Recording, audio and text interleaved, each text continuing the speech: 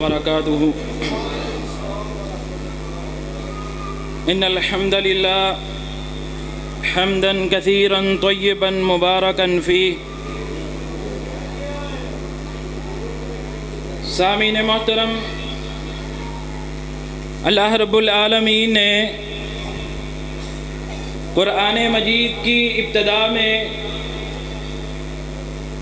اپنے ان متقین کی صفات کو بیان کیا ہے کہ جن کی صفات وہ ہیں جو اللہ تعالیٰ نے بیان کی ہیں، وہ لوگ ان کے لیے قرآن مجید سراسر ہدایت ہے۔ ان صفات میں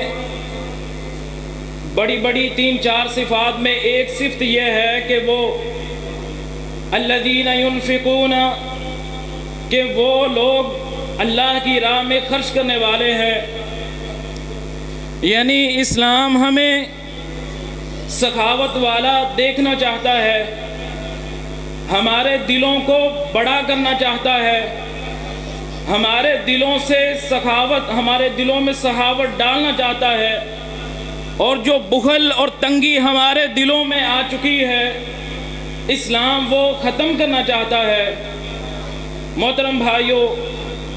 اس لیے رسول اللہ صلی اللہ علیہ وسلم کی سیرت ہمارے لیے بہترین نمونہ ہے۔ سامعین محترم، اگر ہم کوئی بھی عمل کرنا چاہتے ہیں تو سب سے بہترین اور سب سے بڑا نمونہ ہمارے لیے ہمارے آقا علیہ السلام ہے۔ تو ہم اس عمل کو، ایک چھوٹی سی نصیحت آپ احباب کو کرنا چاہتا ہوں، اس عمل کو اگر ہم اپنے آقا علیہ السلام کی طرف دیکھیں تو ہمیں سب سے اعلیٰ، سب سے بہترین مثال ملتی ہے۔ سیدنا انس بن مالک رضی اللہ تعالیٰ عنہ بیان کرتے ہیں کہ صحیح مسلم میں روایت موجود ہے کہ رسول اللہ صلی اللہ علیہ وسلم نے ایک بدو کو دعوت دی، اسلام قبول کرنے کے لیے اس کو دعوت دی۔ صحیح مسلم میں ہے، انس بن مالک رضی اللہ تعالیٰ عنہ فرماتے ہیں میں نے خود دیکھا کہ اس نے مطالبہ کیا، اس نے کہا اے اللہ کے رسول صلی اللہ علیہ وسلم، میں آپ کو اس وقت رسول مانوں گا، میں اس وقت اسلام قبول کروں گا، میرا ایک مطالبہ ہے وہ پورا کیا جائے، اور وہ یہ ہے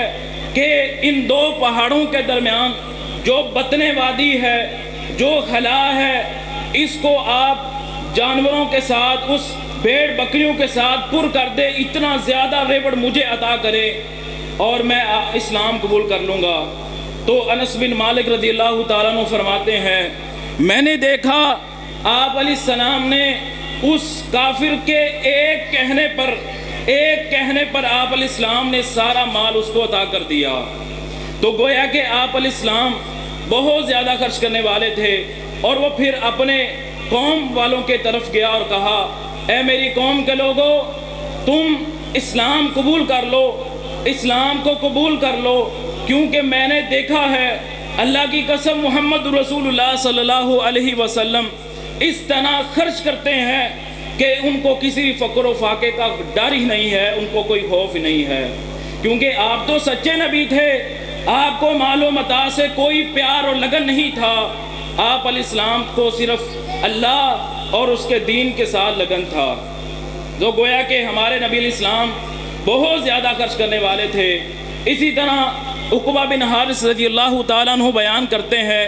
صحیح بخاری میں 3 مقامات پر یہ روایت وارد ہوئی ہے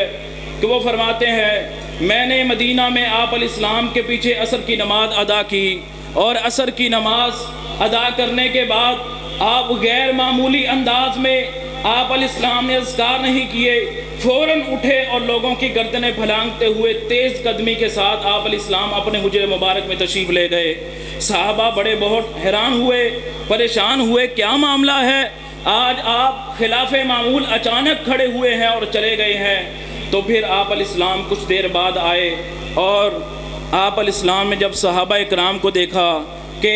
بہت حیران اور پریشان ہیں، آپ علیہ السلام نے وضاحت بیان کی، فرمایا کہ میں اس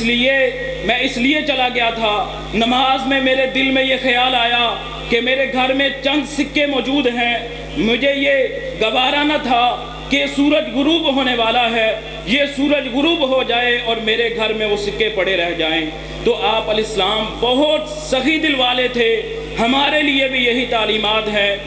صحیح بخاری میں ایک اور روایت موجود ہے، سیدنا ابو سعید خدری رضی اللہ تعالیٰ عنہ فرماتے ہیں کہ میں رسول اللہ صلی اللہ علیہ وسلم کے ساتھ اکیلا مدینہ سے نکلا، اور میں تھا اور میرے آقا علیہ السلام میرے ساتھ تھے۔ ہم احد پہاڑ کے پاس پہنچے اور آپ علیہ السلام نے کہا، اے ابو ذر دیکھو وہ احد پہاڑ تمہیں نظر آ رہا ہے۔ ابو ذر کہتے ہیں کہ میں نے سوچا ہاں مجھے نظر آ رہا ہے۔ وہ کہتے ہیں کہ میں نے سوچا کہ شاید آپ علیہ السلام مجھے وہاں پر کوئی کام کرنے کے لیے بھیجیں گے، اور میں وہ کام کتنی دیر میں جلدی کر کے آپ علیہ السلام کی خدمت میں حاضر ہو جاؤں گا۔ لیکن وہ فرماتے ہیں ایسا نہیں ہوا۔ آپ علیہ السلام نے فرمایا، ابو ذر وہ دیکھو احد پہاڑ کتنا بڑا ہے، اگر یہ اللہ رب العالمین مجھے سونے کا احد پہاڑ عطا کر دیں اور 3 راتوں سے زیادہ وقت نہیں گزرے گا، میں سارا اللہ کی راہ میں خرچ کر دوں گا۔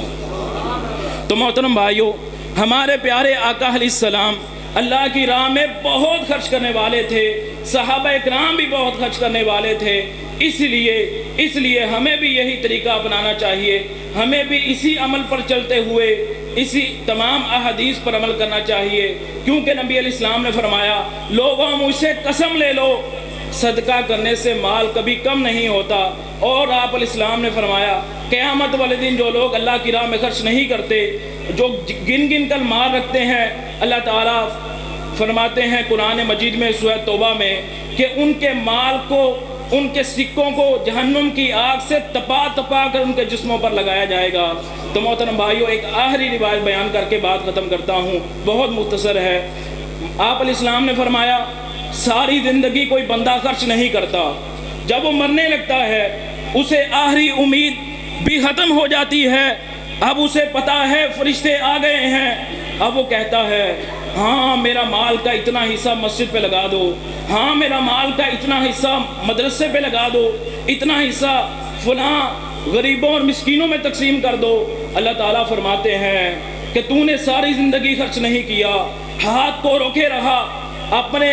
مال پر سانپ بن کر بیٹھا رہا، ہاں اب تم نے دیکھ لیا ہے کہ کوئی امید باقی نہ رہی، اب موت آ گئی ہے، تو تو نے کہا کہ اس کو اتنا خرچ کر دو، اب تو تمہارا مال رہا ہی نہیں ہے، اب تو تمہارے ورثاء کا یہ مال ہے۔ تو محترم بھائیو، اس سے پہلے کہ موت آ جائے